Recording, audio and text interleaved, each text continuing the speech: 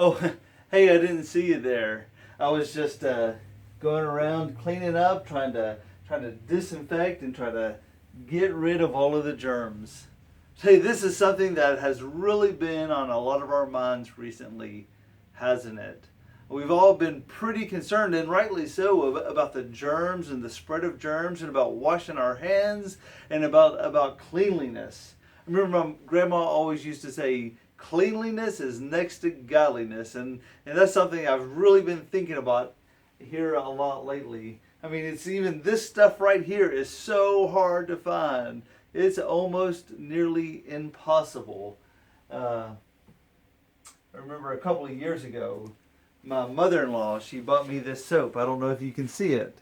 It says, wash away your sins. Easy to use, reduces guilt by 98.9% or more. Tested and approved for all 7 deadly sins.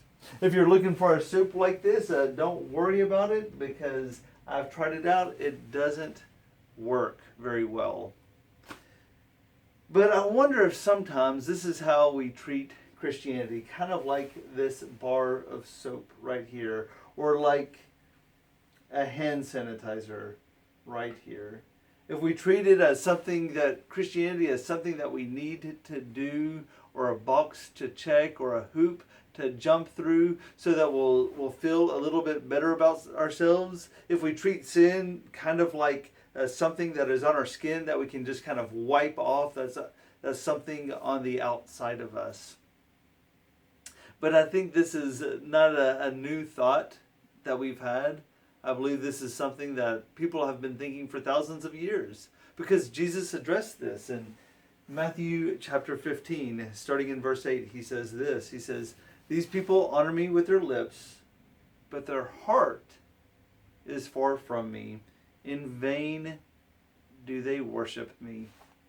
You see, back in the day of Jesus had the same problem. You had people who looked very religious on the outside, people who looked as if they were doing all of the right things, as if they were the in people, as if they had it all together. It looked like they were saying all the right things, doing all the right things, checking all of the right boxes. But what does Jesus say? He says, I don't want those people. He says, those people don't get it. Yeah, sure, they're going to worship. Yeah, sure, they're honoring with their lips, but there's a problem, a huge problem. And he says the problem is that their heart is far from me. And I think this is a message that we all need to hear because it's so too easy to slip into the idea or the routine that Christianity is something that I need to do just to work on the external side of me. It's almost just kind of like washing my hands. It's something that's going to get rid of the filth on the outside. But Jesus says, no, no, no. More important than that, we need to work on your inside. We need to work on your heart.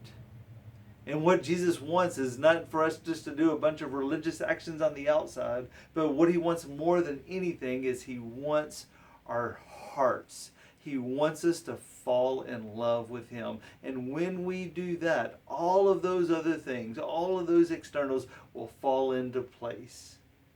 But more than ever, let us work on giving Jesus our heart. I hope this gives you something to think about, and I hope this might encourage you in some way. And God bless you all.